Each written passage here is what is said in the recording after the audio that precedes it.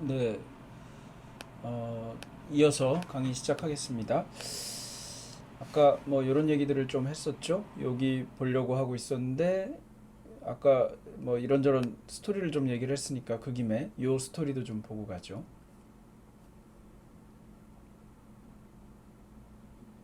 이제 아까 어디까지 얘기했어요? 강용석 변호사를 상대로 도도맘의 남편이 당신 때문에 우리 결혼이 파탄났다 라고 얘기하면서 위자료를 구하는 소송을 제기했거든요. 결혼을 파탄나면 불륜 관계가 생겨서 결혼이 파탄나면 불륜 상대방을 상대로 어, 너 때문에 우리 혼인이 파탄났어 라면서 위자료 배상을 청구할 수 있거든요. 이제 그거를 한 거죠. 도도맘의 남편이 강용석 변호사하고 우리 부인이 바람이 나는 바람에 내가 우리 부인하고 못 살게 살 수 없다.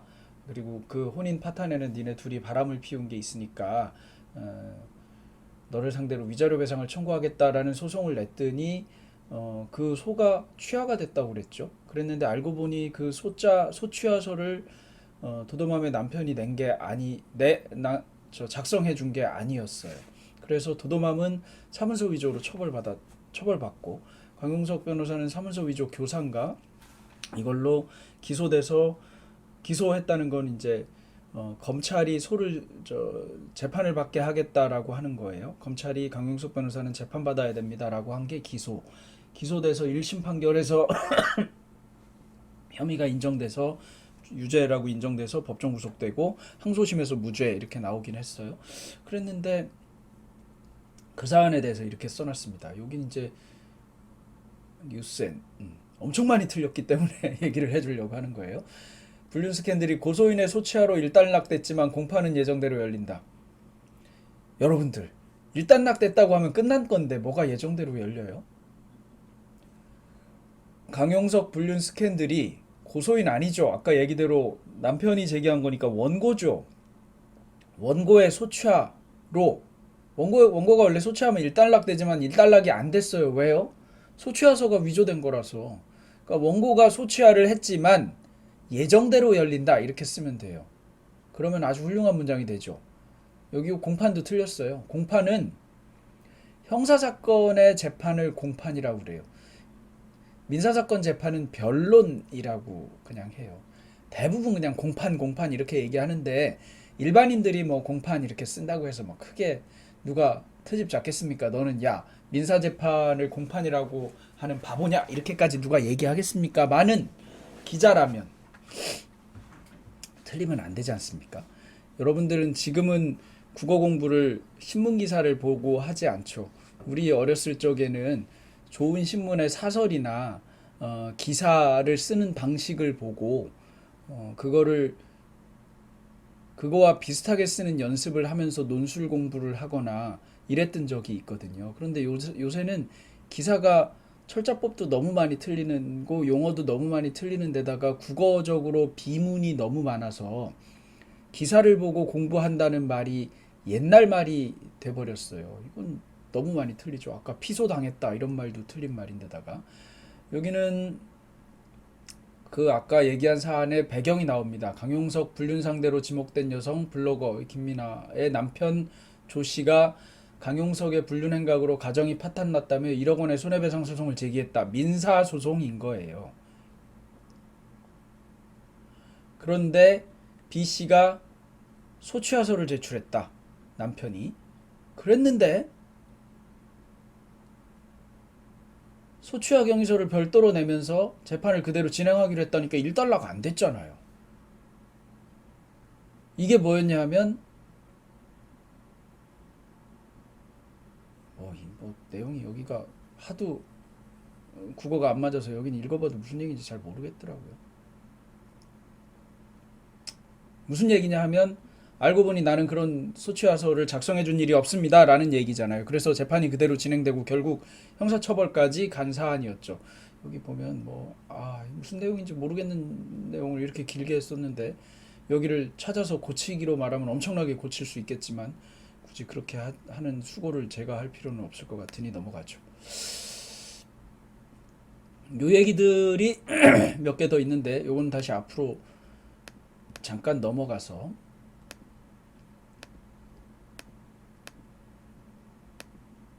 법률은 아까 어떻게 만들어지는지 안 알아본다 이렇게 얘기했는데 지금 이런 법률은 어디서 만들어지나요? 어떻게 만드나요? 국회의원이 만들죠. 법률은 누가 만드나요? 아, 사람이 만듭니다. 사람이 만들죠. 예, 사람이 하는 일이죠. 그 사람이 누굴까요? 국회의원이 만들죠. 국회의원이 일을 안 하는 것 같지만 법률을 꽤 많이 만들어요. 좋은 법률도 만들고 나쁜 법률도 만들고 이상한 법률도 만들고 다른 사람이 만들겠다고 하는 법률 안에 이름도 올리고 이름을 올리는 게 나쁜 건 아니에요. 그렇게 해서 자기도 참여한다는 의미를 가지는 거기 때문에 법률은 이렇게 정의하네요. 국회에서 법률이라는 형식으로 제정한 규범. 법률 상권 분립의 영위에 대해서 이렇게 얘기해놨어요. 법률은 여러분들 이름을 대보세요. 아는 법률 불러보세요. 이렇게 얘기하면 이게 대면 강의라면 여러분들이 고개를 푹 숙이고 교수랑 눈이 마주치면 법률에 대해서 얘기해보라고 할 텐데 이러면서 불안한 눈동자를 바닥으로 굴리고 있을 텐데 온라인이니 제가 직접 얘기해 볼게요. 민법, 형법, 상법 이런 법률이 있죠. 회사법이라는 법률이 있을까요? 회사법 얘기는 많이 들었지만 회사법이라는 이름의 법률은 없어요. 상법이라는 법률 안에 회사 부분을 다루는 법률이 있어요. 행정법이라는 법 과목은 있는데 행정법이 따로 있지는 않아요. 행정법은 여러 가지의 행정 관련 법률들을 총칭하는 표현이에요. 교육기본법, 사립학교법 이런 건 교육과 관련된 행정법이에요. 초중등교육법 이러면 여러분들 다녔던 초등학교, 중등, 중학교, 고등학교까지의 학사 등에 대해서 정해놓은 법이 초중등교육법이에요. 행정법이에요.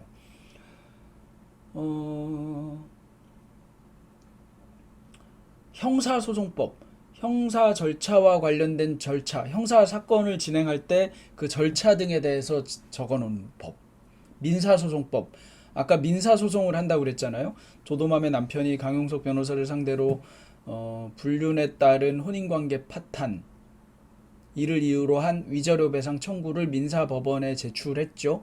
그렇게 민사소송을 냈는데 그 민사소송의 소취하와 관련된 절차 이런 것들, 그 다음에 아까 공판이라고 잘못 쓴 변론은 어떻게 진행하는지, 증거는 어떻게 내는지, 소장은 어떻게 내는지 등에 대해서 써놓은 법이 민사소송법이에요.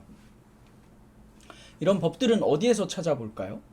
옛날에는 엄청나게 두꺼운 법전을 직접 찾아보는 방법밖에 없었어요. 법전이 얼마나 두꺼우냐 하면 법전으로 한 대 머리를 콱 맞으면 머리가 징징징징징 울릴 정도로 엄청나게 두꺼운 법전을 옛날에 하나씩 다 가지고 있었거든요. 비싸기도 꽤 비쌌던 법전인데 요새는 그런 법전을 안 써요. 물론 팔기는 파는데 법제처라고 하는, 법률은 국회에서 만들지만 법제처라고 하는 행정기관에서 법률을 모아서 관리해요. 법제처는 Ministry of Legislation 이래서 MOLEG라는 걸 써요. Ministry of Education, MOEGOKR 뭘까요? 교육부. 이런 식으로 쓰거든요. 그래서 인터넷에다가 MOLEGOKR 이렇게 쓰면 이게 법제처 사이트입니다. 여기다가 들어와서 여러분들 궁금한 법을 치면 법률이 나와요. 여러분들 요새 뭐가 궁금해요? 학교폭력법 궁금하죠? 옛날에는 학교폭력 예방 및 대책의 학교폭력법의 정식 명칭은 학교폭력 예방까지 붙이고 및 띄우고 대책에 띄우고 관한 띄우고 법률 이렇게 써야 돼요. 이거를 띄우쓰기를 틀리면 옛날에는 안 나왔어요.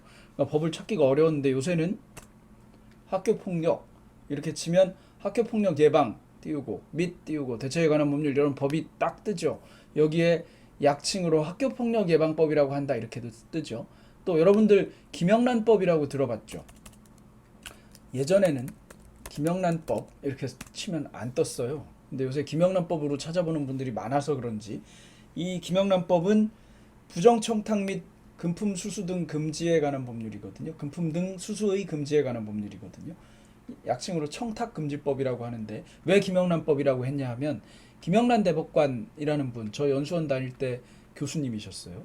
미 대법관이 됐어요. 대법관이 되시고 퇴임해서 국민권익위원장을 하시면서 이 법률이 필요하다고 국민권익위원회가 제정을 건의해서 이렇게 저렇게 만들어서 법을 만든 거예요.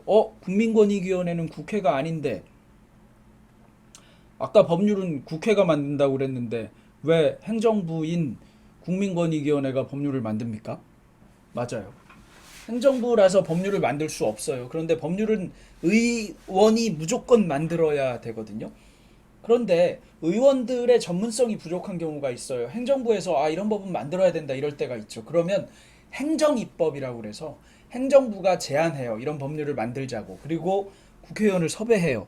그래서 그 국회의원 이름으로 행정부가 법안을 만들어서 제출하죠. 입법부의 기능은 여전히 국회가 수행하는 거예요. 이런 법이 만들어졌어요. 이걸 청탁금지법 이렇게 얘기하고 흔히들 줄여서가 아니라 만들어 놓은 분의 이름을 따서 김영란법이라고 했는데 김영란법의 정식 명칭은 이거다라는 거고요. 법제처 사이트 들어오기가 어려운데요. 맞아요. MOW, LEG, GOKR 찾기가 어렵죠. 그래서 아까 다른 강의에 이미 얘기했는데 법이 뭐예요? 법은 영어로 law잖아요. 그래서 이렇게 써도 law, go.kr 이렇게 써도 국가법령정보센터로 들어옵니다. 여기에 와서 아까 같은 방식으로 김영란법 이렇게 치면 이렇게 법이 뜹니다. 똑같은 방식으로 뜨죠. 이렇게 해서 법률을 찾을 수 있어요. 왜 다시 여기로 갔죠?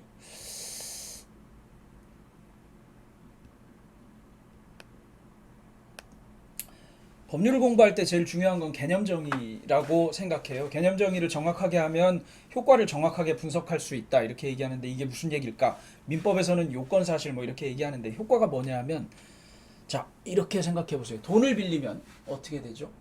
갚아야 되죠. 죄를 지으면 처벌받아야 되고 이게 법률이죠. 부동산을 사면 이건 뭐지? 부동산을 살 때는 어떻게 해야 되고 어떻게 해야 넘어오고 이전 등기까지 맞춰야 내 것이 되고 이런 것들이 효과죠.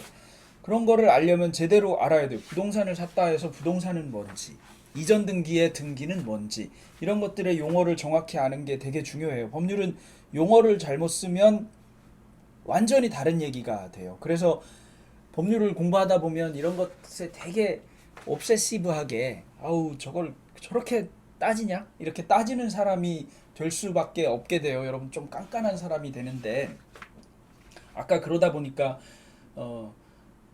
피소 당해 소제기와 관련하여 소취화 관련 문의를 받았으나 고소인이 소를 취한 적은 없다고 했다 이런 식의 얘기가 틀리는 게 눈에 들어오는 거예요. 용어가 틀리면 판사가 보기에도 이 사람은 뭐야 도대체 뭘 알고 쓰는 거야 이런 생각이 들기 때문에 재판에도 유리하지 않고 그리고 법률을 한다는 사람이 용어를 마구 틀려서 섞어서 얘기하면 안 되기 때문이기도 해요.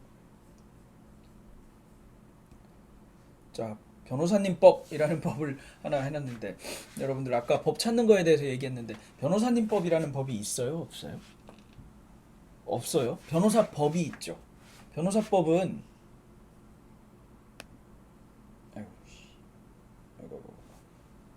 변호사법은 여기로 들어가면 찾아지거든요. 근데 변호사님법이라고 일단 먼저 한번 찾아볼게요. 안 뜨죠? 변호사법 이렇게 뜨면 뜨죠. 변호사의 지위나 역할이나 사명이나 이런 거에 대해서 정해놓은 법이에요. 왜 변호사님법이라는 타이틀을 하나 달았냐 하면 한 15년쯤 전에 제가 조직폭력배 사건을 담당했어요. 그 뒤로도 여러 가지 사건을 담당하긴 하는데 조직폭력이기는 한데 조폭이기는 한데 좀 아랫단계의 조폭이에요. 저보다 나이는 좀 젊었고 그때 저도 젊었으니까. 근데 여러분들 폭력 조직에 있으면 다 날씬하고 몸 되게 잘 만들고 근육질이고 이렇게 해서 싸움도 잘할 것 같고 이런가요? 그런 사람들 물론 있지만 대부분은 몸을 잔뜩 불려요. 몸이 커야 한 대 맞아 쓰러질 거 두 대 맞고 또 그냥 툭 쳐도 무게가 실려서 달라서 그렇다는데 잘 모르겠어요. 여러분들 격투기 경기 봐도 UFC 같은 경기를 봐도 아무리 날래고 빠르고 펀치가 빨라도 패더급이나 아주 가벼운 급의 사람이 헤비급 상대로는 도저히 싸울 수 없는 거랑 똑같은 이치예요. 하여튼 쓸데없는 얘기를. 이 조직 폭력배들이 옛날처럼 주먹만 써가지고 돈을 버는 게 아니에요. 사채업 같은 거를 하거든요. 이 양반이 사채업을 하다가 돈을 빌려줬는데 누구한테 잔뜩 띄었어. 그래서 그 관련 사건을 상담하러 왔는데 그 자기가 고소하려고 하는 사람이 이런저런 브로커를 써서 뭐를 어떻게 했는데 이게 변호사법 위반도 될 것 같은 거예요. 자기 생각에. 근데 저한테 이제 뒤에 돌아서서야 아유 뭐 남 변호사 이랬겠지만 저랑 상담하면서 저한테 변호사 어이 남 변호사 이렇게 못 하잖아요. 변호사가 아무리 그래도 그때도 그렇고 지금은 많이 덜 왔지만 그때만 해도 꽤 존경받는 직업이기도 했고 그래서 앞에서 저보다 나이가 훨씬 많은 사람도 저한테 변호사님 하는데 자기가 저한테 변호사법 이러기가 미안했나 봐요 저한테. 근데 변호사님 이거는 변호사님들 법 위반 아닌가요? 이렇게 물어봐서 제가 그게 뭐지 이러다가 이게 변호사법을 얘기하는 거구나 이런 생각을 한 적이 있었다는 기억을 한번 얘기해 주려고 잠깐 해놨고요. 어디 갔냐? 왜 안 열리니? 됐다. 다시 아까 법제처로 다시 가봅시다. 법제처로 다시 들어와서 김영란법을 찾아보면 여기에 판 이렇게 써 있는 게 있어요. 이 판을 클릭하면 판례가 나와요. 관련 판례들이. 이런 식으로 판례를 검색하기도 하고 헌법재판소 결정례 없네요. 법령해석례 이런 식으로 찾아볼 수 있는 링크가 걸려 있기는 해요. 그 다음에 연은 뭘까요? 연혁이라고 하는 건데 연혁은 한자 말인데 좀 어려운 말이죠. 우리말로 역사? 뭐라고 해야 될까? 히스토리 같은 거예요. 이 법이 어떻게 됐는지에 관한 히스토리가 적혀 있어요.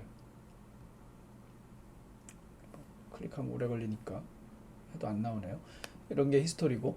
그런데 아까 얘기대로 법률 판례를 아까 거기서 찾기도 했지만 판례는 원래 법원에서 만들어 놓은 거기 때문에 대법원 종합법률정보 사이트라고 하는 곳 여기인데 여기로 들어가면 판례를 찾아서 검색할 수 있어요. 통합검색 이렇게 있고 판례 이렇게 있고 요즘 이슈가 되고 있는 학교폭력 관련 판례를 찾고 싶다 그러면 학교폭력 이렇게 치면 이렇게 쫙 떠요. 학교폭력과 관련해서 전학조치에 대해서만 다룬 판결을 찾아보고 싶다 그러면 전학조치 이렇게 치면 안 나오나?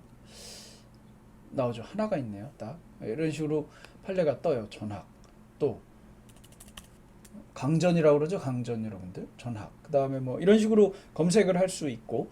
근데 교수님 아까 법률 찾는 사이트는 법제처를 LAWGOKR로 해서 쉽게 찾을 수 있었는데 이거는 너무 어려운데요. 대법원 종합법률 정보는요.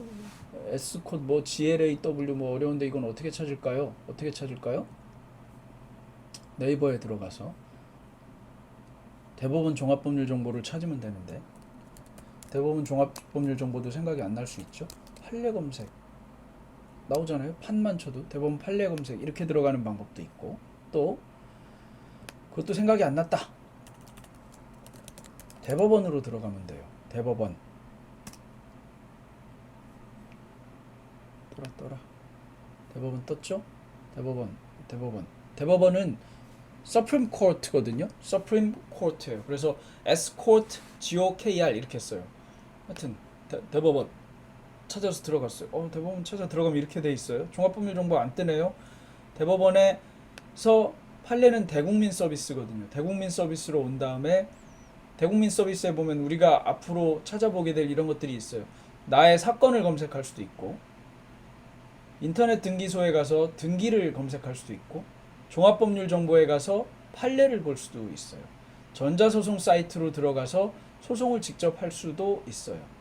종합법률 정보를 들어가면 아까랑 같은 화면이 뜨죠. 여기다가 검색을 하면 된다. 옆에를 닫아놓죠. 속도가 늦어지면 굉장히 골치 아파지니까.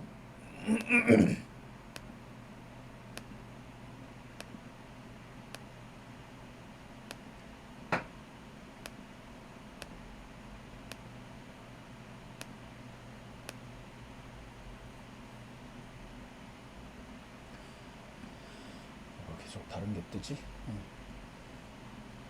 헌법재판소도 있죠.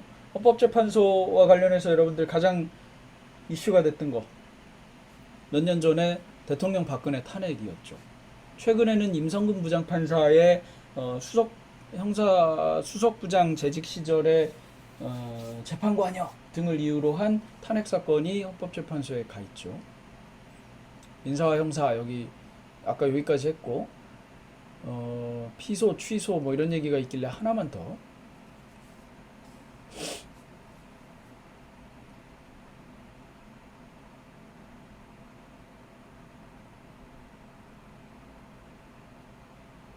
피소, 반박, 소취와 예측 가능했던 판박이 결말. 박유천 씨는 기록을 업데이트하면 할 게 더 많이 나와요. 계속 그 뒤로도 문제가 많이 생기고 있고 황하나 씨와의 마약 관련된 문제나 또 그 뒤로 이어지는 황하나 씨의 또 다른 마약 관련 얘기 뭐 이런 것들이 있는데 나중에 여러분들 수업 시간에 민사 형사 얘기를 하면서 제가 마약 관련 얘기도 좀 해드릴 수 있을 것 같아요. 마약 관련 사건을 다룬 게 여러 개 있는데 던지기는 어떻게 하는지까지는 얘기. 하여튼 던지기 수법, 뭐 마약 관련 수법, 뭐 이런 거에 대해서 조금 얘기할 수 있기는 한데 얘기가 경우에 따라서 너무 선정적인 얘기가 나올 수도 있어서 수위를 조절해가면서 그때 한번 다시 얘기해 보겠습니다. 마약 관련 얘기가 왜 선정적일까요? 그러니까 마약을 하고 하는 행태들이 선정적이기 때문에 그래요. 지나치게 선정적이라서 어떤 거는 아예 강의 소재로 쓸 수 없는 것들도 있고 그렇긴 한데 제가 그런 얘기를 다 변호사로서 듣고 있으려면 저는 참 참담한 경우도 많이 있기는 합니다. 하여튼 그런 얘기를 좀 할 텐데 여기는 관련 기사인데 여기도 많이 틀렸는데 뭐 피소 이거는 뭐 크게 틀렸다고 할 수 없어요. 고소를 당한 거, 그 다음에 민사소송을 당한 거, 뭐 이런 것도 피소라고 할 수 있으니까. 소취하는 민사에만 쓰는 용어예요. 민사, 형사 용어 구별 이런 거를 기초적인 거니까 시험에 좀 내고 있어요, 제가요. 뭐 승리 소취하 뭐 이런 것도 있는데 이것도 그냥 넘어가겠습니다. 민사와 형사를 구별한다 이러는데 민사는 사법상의 권리관계에 관한 사건이에요. 뭐 이렇게 어렵냐? 돈을 빌려주고 못 받은 경우 요건 이제 민사사건이 되는 거예요. 그런데 돈을 빌려주고 못 받았는데 이거를 형사고소하겠다 할 수 있을까요? 네, 사기로 고소할 수 있는데 항상 사기로 처벌받는 건 아니에요. 형사사건은 형법 같은 게 적용되는 거거든요. 돈을 빌려주고 못 받았는데 사기 같다 이러면 그런 거고. 야, 이 도둑놈아! 이건 모욕이거든요. 모욕을 당한 경우. 지나가는데 갑자기 뒤에 와서 뒤통수를 빵 치고 갔어요. 상처가 나지는 않았지만 기분이 엄청 나빠요. 이거는 폭행이에요. 폭행은 멱살만 잡아도 폭행이거든요. 언어폭행도 폭행일까요? 언어폭력도? 학교폭력법에서는 언어폭력도 학교폭력으로 정의하고 있지만 언어폭력만으로는 폭행이라고는 하지 않아요. 언어폭력의 경우에 따라서는 협박이 되거나 명예훼손이 되거나 모욕이 될 수는 있어요. 근데 언어로 뭐라고 말을 막 해서 내가 마음의 상처를 마상을 크게 입었다. 뭐 화살이 막 콱콱 꽂혔다. 그렇다고 해서 폭행이라고 하지는 않아요.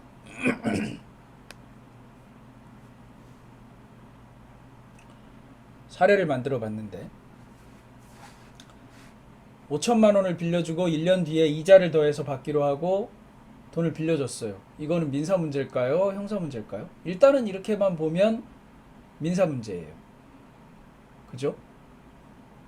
아직은 이걸 사기라고 할 수 있을까? 이런 생각이 좀 들어요. A가 SNS를 통해서 알게 된 B 자칭 여성과 대화를 하면서 친해지던 중에 지읒기억 만남이 조건 만남을 하자. 그래서 고민하다가 5만 원을 입금하라고 그러길래 5만 원을 입금했어요. 그랬는데 생각해보니까 내가 왜 조건 만남을 해? 돈 돌려줘라고 얘기했더니 B가 너도 나한테 성매매 하겠다고 하면서 돈 입금했으니까 너도 고소 좀 당해봐라. 너도 고소미 먹여주마. 이렇게 얘기했어요. 그냥 들어보면 어때요? 민사인가요? 형사인가요? 형사 문제죠. A는 처벌받을까요? B는 처벌받을까요? B는 사기예요. A는 처벌받을까요? B가 왜 사기죠? 돈 받고 성매매할 생각 없으면서 돈만 받고 튀었으니까 사기예요. 웃기죠? A는 성매매 하려고는 했는데 성매매를 실제로 하지는 않았잖아요. 미수범이거든요. 성매매를 하지는 않았는데 이런 거는 처벌하지 않아요.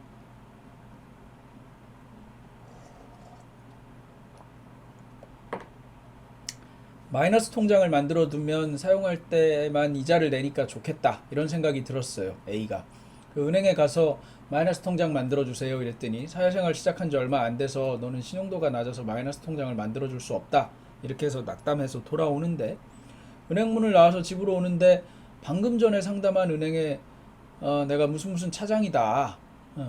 근데 네가 내 꼭 조카 같아서 도와주고 싶어서 그러는데 신용도 높이는 방법을 알려주겠다. 신용도를 좀 높이면 통장도 만들 수 있고 마이너스 통장도 만들 수 있어. 어떻게 신용도를 높이나요? 이랬더니 통장으로 돈 거래가 왔다 갔다 하면, 돈이 왔다 갔다 한 거래가 있으면 통장 거래 내역이 있는 걸로 봐서 신용도가 좀 올라가. 저는 돈이 없는데 돈을 어떻게 왔다 갔다 하게 할까요? 걱정하지 마. 내가 아는 업체를 알려줄 테니까 그 업체한테 네 계좌번호를 알려줘. 그러면 그 업체에서 네 계좌로 돈을 넣을 거야. 그러면 네가 다시 인출해서 걔네한테 돌려주고 걔네가 다시 넣고 인출해서 돌려주고 이러면 돼. 여러분 딱 들으면 뭐 같아요? 보이스피싱 같죠? 보이스피싱 같은데 안 속을 것 같지만 여러분들 생각보다 많이 속아요, 이런 일이. 그래서 돈이 들어오면 찾아서 주면 받아가는 놈은 다른 놈이기 때문에 어, 굉장히 큰 피해를 입게 돼요. 여러분이 잘못하면 민사소송의 피고가 되기도 하고 사기죄 방조범으로 불려갈 수도 있고 이런 문제가 생겨요. 그런데 왜 속을까? 조금 전에 상담한 은행 차장이라고 하고 실제로 그런 것 같으니까 믿음직한 것 같잖아요. 아는 사람 같잖아요. 형사 문제죠, 이런 거는요. 이제 아까 돈 빌리는 얘기를 좀 했는데 얘기가 복잡한데, 그냥 돈을 빌린 게 아니라 이제 뭐라고 하냐면, 야, 태양광 사업을 할 거야. 태양광 사업을 하려고 하는데 전망도 좋아 보이고 하니까 돈 좀 투자해. 이래서 주식을 샀어요, 여러분이. 그 회사에 주식을 샀는데 주식을 사자마자 그 회사는 곧바로 하한가를 맞고 상장 폐지됐어요. 알고 보니까 태양광 사업을 하겠다는 건 거짓말이었고, 신주 유상증자 청약받은 돈으로는 해외에 고급 빌라를 사거나 고급 승용차를 사는데 써버렸어요. 그러면 유상증자금을 그렇게 쓴 B회사의 대표이사는 업무상 횡령이나 배임으로 형사처벌을 받는데, 나는, 주식을 투자한 나는, A는 어떻게 될까요? A는 주주라서 그런 손해배상을 받기가 어려운 문제가 있어요. 그러니까 너무 어려운 문제니까 이 정도까지 해보고, A가 B한테 아까 사례는 그냥 그런데 지금 사례는 이제 개인과 개인이에요. 5천만 원을 빌려주고 1년 이자를 5% 더해서 받기로 했죠. 근데 B가 쇼핑몰 사업하려고 해 이렇게 얘기를 했는데, 알고 보니까 쇼핑몰에 필요한 옷을 사고 사무실 보증금으로 쓰겠다 이렇게 했는데 그렇게 안 쓰고 딴 데다 써버렸어요. 자기 애인하고 어디 놀러 가고 고급 승용차 빌려서 타고 다니고 이러다 보니까 돈을 다 써버렸어요. 제가 이때만 해도 물정을 몰라서 5천만 원으로 무슨 람보르기니 승용차를 사겠습니까? 렌트한 걸로 하자고요. 그래서 돈을 못 갚았어요. 그러면 A는 B를 상대로 민사소송 제기해서 돈 달라고 할 수 있죠. 근데 B는 돈을 다 써버려서 없어요. 그럼 얼마나 괘씸해요. 그래서 이 나쁜 자식, 넌 나를 사기를 쳤구나. 사기로 고소하겠어. 사기인가요? 사기가 맞죠.